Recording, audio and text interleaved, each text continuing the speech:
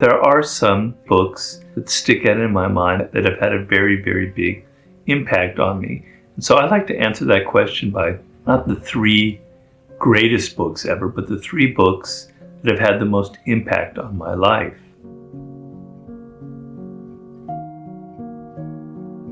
I read over the years, thousands of books for research. And so it's kind of like people will often ask you who's your favorite child if you have a lot of children. And you'll inevitably say it's like the last one, etc. So it'll be like the last books I read are my favorites. But there are some that stick out in my mind that have had a very, very big impact on me. So I can remember when I was very young, I must have been 15 or so, I got a copy of Machiavelli's The Prince. Now I can assure you that I hardly understood a word of it. I had never worked anywhere. I had no knowledge of power. I had never been in like a court-like environment. I'd never been around anybody that did like a prince or anything. But I loved that book. I thought it was fantastic. It had no relevance to my life in high school, obviously. But what did I love about it? I loved the brutal realism of it. I loved the fact that he was looking at human beings as if we are these animals that we are. And he was analyzing it without all the usual guilt, all the usual moralism that's going on in the world. He was just presenting us as we are.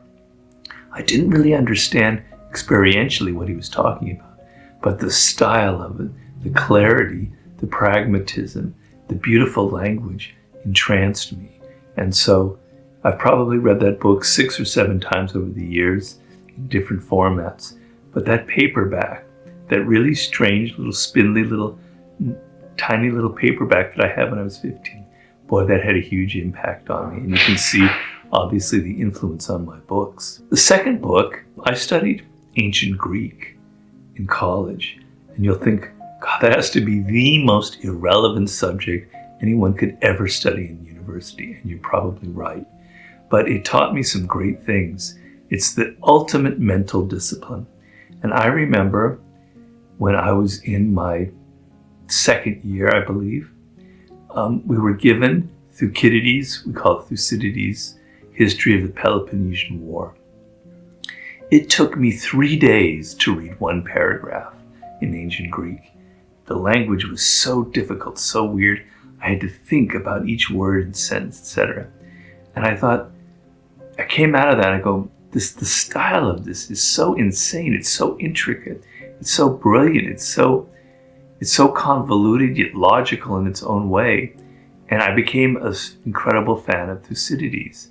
And obviously I read it later on in English, the whole book. And it's the most beautiful thing you can ever read, because here you're reading about our history as humans some 2,500 years ago in ancient Greece. And you've got this narrator who's so modern, who's someone who could be somebody who's sitting right next to you, who has this very clear perspective. And he's describing these events so far in the past. They're so dramatic and they're so exciting, and he's analyzing it brilliantly.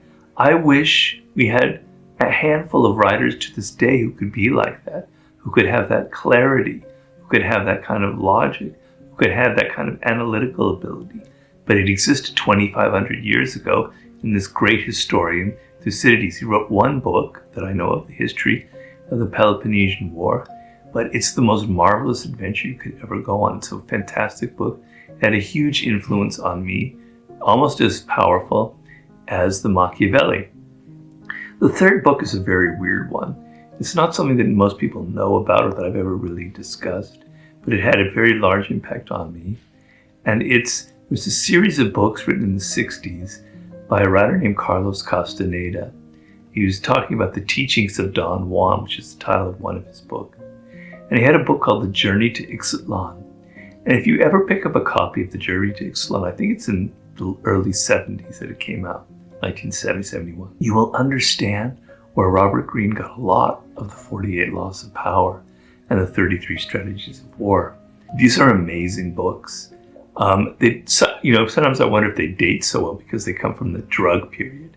And basically what it's about is the author is an anthropology student at UCLA named Carlos Castaneda, and he goes to study indigenous Indian practices. And he comes upon this Yaqui Indian named Don Juan, who kind of initiates him in all of the ways of his indigenous culture.